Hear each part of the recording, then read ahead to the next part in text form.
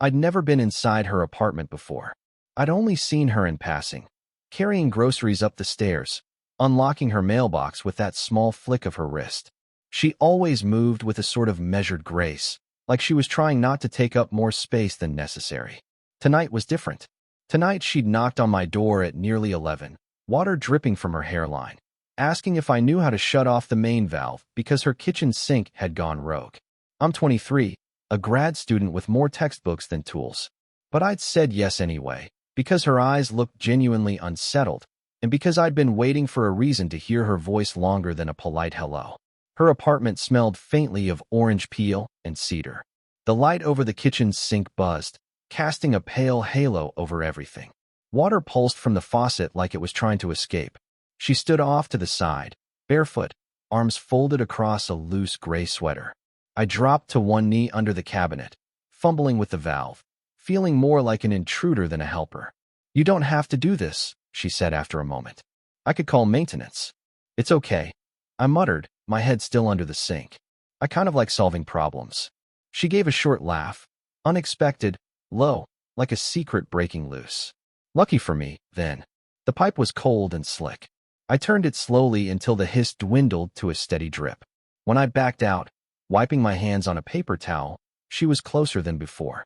Close enough that I could see a faint scar near her temple, the sort you only notice when someone isn't trying to hide it. "You're good at this," she said. Her tone was half compliment, half question. "I'm improvising," I admitted. She tilted her head, a strand of wet hair sliding against her cheek. "Still counts." We stood there like that, kitchen silent except for the tick of the wall clock and the faint patter of rain outside. She reached past me to shut off the light over the sink. Our hands nearly touched. My stomach jolted as though I'd leaned too far forward on a staircase. "I owe you coffee," she said. "Or something stronger." "You don't owe me anything," I replied, but my voice came out softer than I intended. Another pause. Her fingers tightened around the mug she'd been holding. "You live right next door, and I hardly know you. Isn't that strange?" I shrugged. "People keep to themselves." She looked at me then, properly looked, and something shifted. Her eyes weren't unsettled anymore. They were searching. "You drive me crazy," she said quietly, almost as if testing the words. I felt heat climb the back of my neck. "Me?" She smiled, a quick flash that vanished as soon as it appeared. Forget I said that. But I couldn't. The space between us felt thin, electric. I reached for the towel on the counter. She reached at the same time. Our fingers brushed, brief, accidental, but neither of us moved away. "Then let me take the wheel," I heard myself say. It wasn't planned. It just slipped out, like water from a pipe before you find the right valve. Her eyes widened, not offended, not exactly surprised either. Just wide, as if the room had tilted. She opened her mouth, closed it again. The clock ticked once, twice.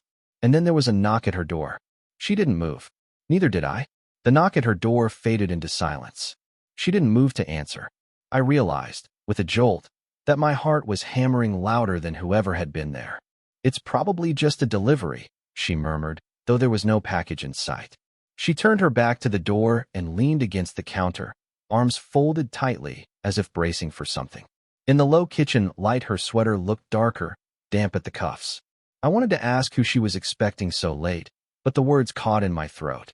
Instead, I found myself staring at the curve of her knuckles, the way she pressed a thumb into her palm, as if it could erase a thought. "Are you okay?" I asked. Finally, she gave a small, brittle smile. "Just tired." Then, softer, and a little embarrassed. "You shouldn't have to see my place like this." "It's fine," I said, though my voice sounded too earnest. "Everybody's pipes leak." "That's not what I meant." She pushed hair from her forehead, eyes flicking to mine and away again. "It's been a rough few months. My husband moved out in February. She stopped. "Never mind." The admission landed heavier than I expected. "Husband." Past tense. My stomach knotted with something that wasn't quite excitement and wasn't quite guilt either. I told myself I was only here to help with the sink, but the room was starting to feel smaller, more private. She turned to the counter and busied herself with stacking mugs, but her hands shook just slightly. That tremor made her seem younger, or maybe just more real. "You don't have to explain," I said. "Maybe I do." Her laugh was quiet and sharp. "I'm your professor, for God's sake. You're supposed to see me in a lecture hall, not barefoot in my kitchen. The title hit me like a splash of cold water.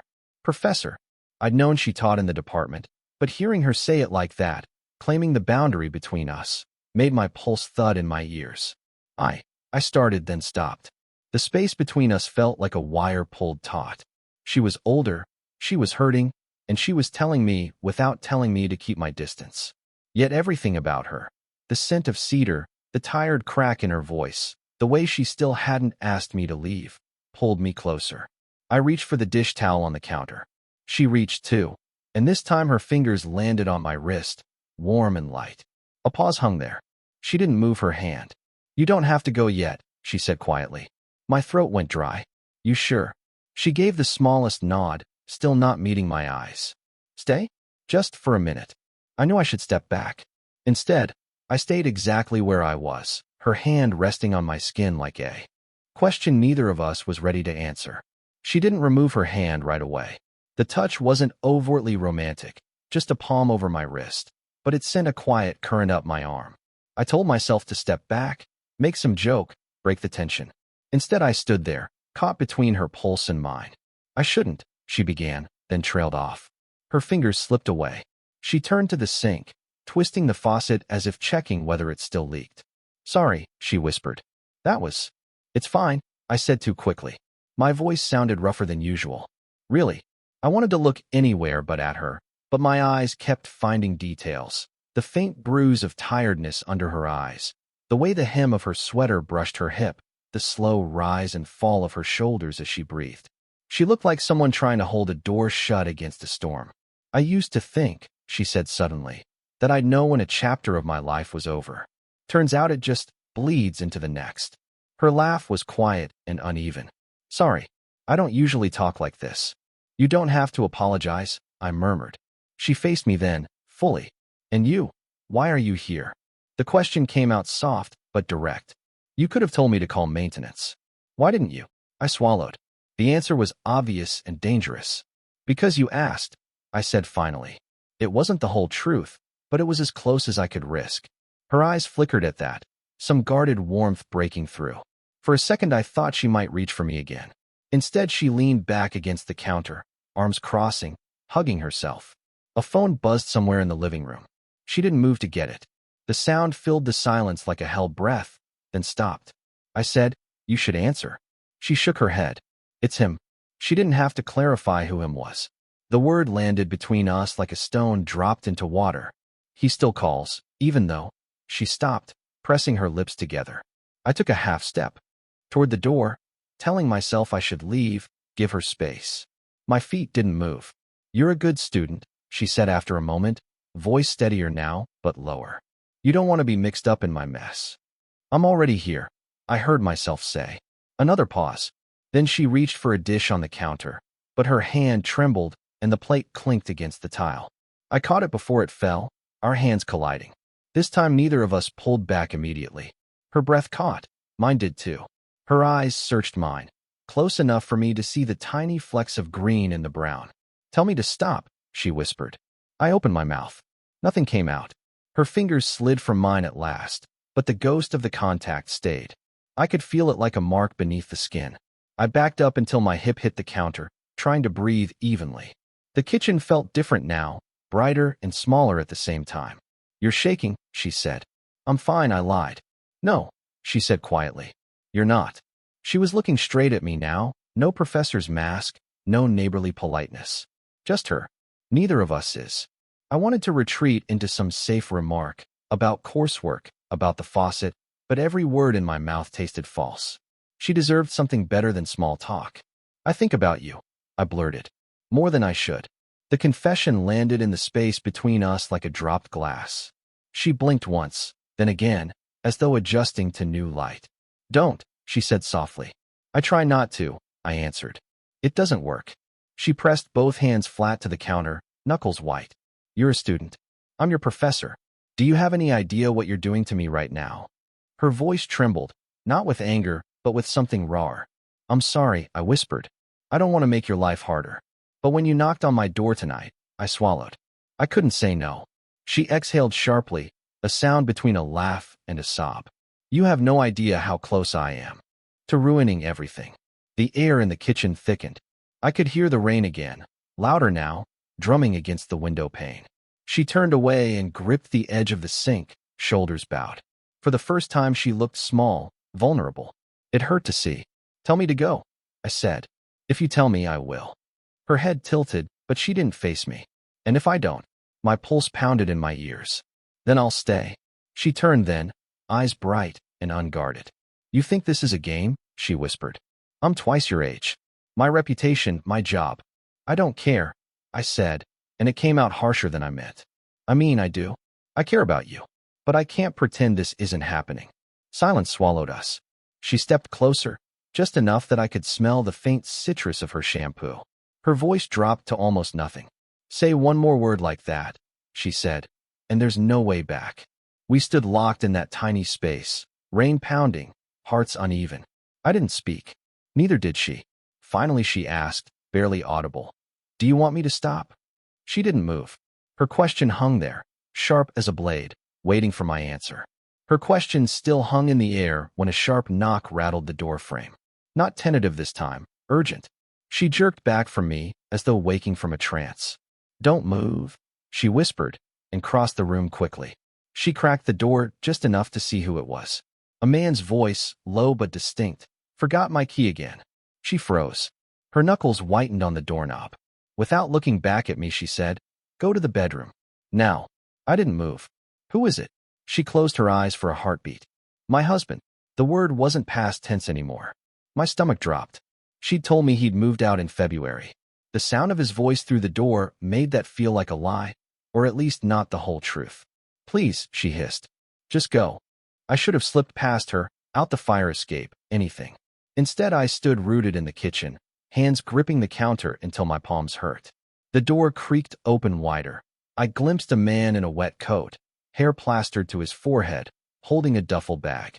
"You didn't answer your phone," he said. I was worried. Her voice came out steady but thin. "You can't just show up. I still have things here." His eyes flicked past her into the apartment. "Who's here?" I stepped into view before she could stop me. "It's just me. From next door." She had a plumbing issue.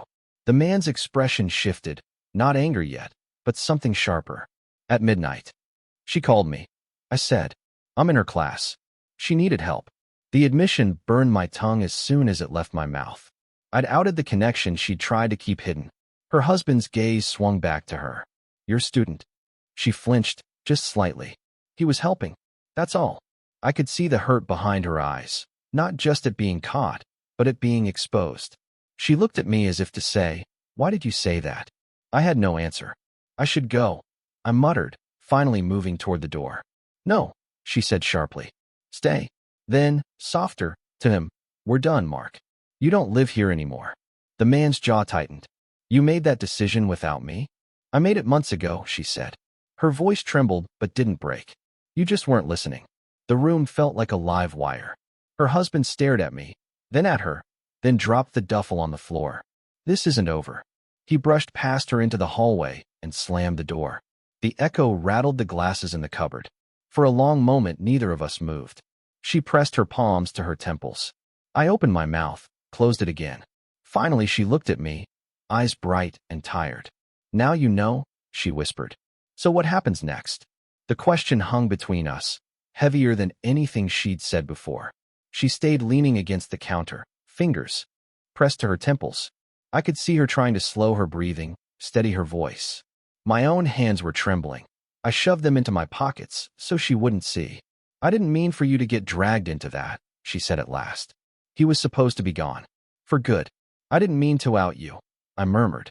I panicked. Her laugh cracked, thin and tired. "Seems we're both good at making a mess." I wanted to reach for her, but didn't. The kitchen felt like a stage after the plays ended. Props still there, actors waiting for direction. Only the rain kept going outside. "I don't know what I'm doing," she said, finally looking at me. "For months I've been telling myself I'm rebuilding, that I'm okay. Then you show up at my door with a wrench, and suddenly I'm..." She trailed off, shaking her head. "You make me feel like I'm 20 again. That's not fair to you." Her words hit harder than I expected. "It's not a game for me," I said quietly. "I wasn't trying to save you, or get graded differently. I just wanted to be near you." She closed her eyes, exhaling. And what happens next? I lose my job. You lose your degree? My life falls apart all over again. Her voice wasn't angry, just raw. I stepped closer, careful but sure. What happens next is whatever we decide. Right now? Together. Her eyes opened. There was a flicker of hope in them, and also fear. Say it plain, she whispered. Because if you don't, we'll both keep drifting. I swallowed. This was the moment I'd been circling since she knocked on my door. I want you, I said. But not like this.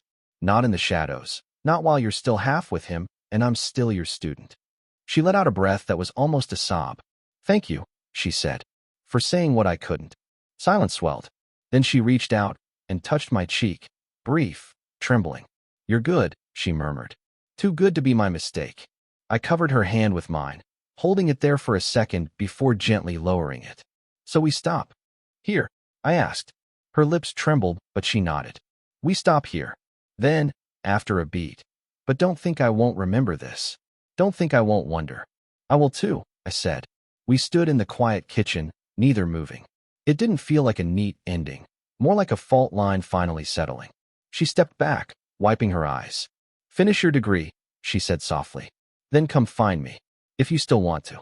I managed a small, crooked smile. Deal. The rain hammered the window, louder than before. We didn't hug. We didn't kiss. But when I left her apartment, I knew something in both of us had shifted permanently. It's been 6 months since that night in her kitchen.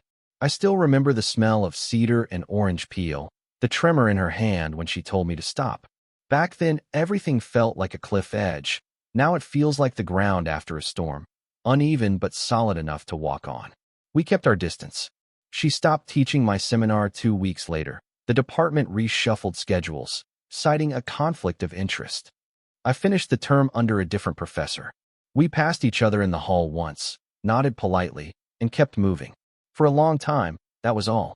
But the night we ended it didn't break me the way I expected. It changed me. I'd gone in thinking she was some unreachable ideal, a secret world that would make me whole. What I learned was harder and better, that wanting someone doesn't mean you have the right to have them, and that sometimes caring is walking away before you burn everything down. I heard through colleagues that she finally signed the divorce papers in May. She moved across town, closer to the lake. She started publishing again, papers she'd abandoned during her marriage. There's a photo of her on the department website now, smiling, but a different kind of smile, freer. I've changed too. I'm still finishing my thesis, but I took on a teaching assistantship this summer. I catch myself in office hours sounding like he are, patient but direct, giving students room to stumble. Sometimes I stand at the chalkboard and smell rain in my memory. We haven't spoken since. But last week I received a small envelope in my campus mailbox. No return address, just my name. Inside was a single line on an index card, finish your degree. Then come find me if you still want to. Underneath was a pressed orange blossom. I sat there holding it, heart beating like it did that night under her sink. I don't know what I'll do when graduation comes. Maybe I'll drive to the lake. Maybe I'll just send her a postcard and wish her well. But whatever happens, we're not the same people anymore.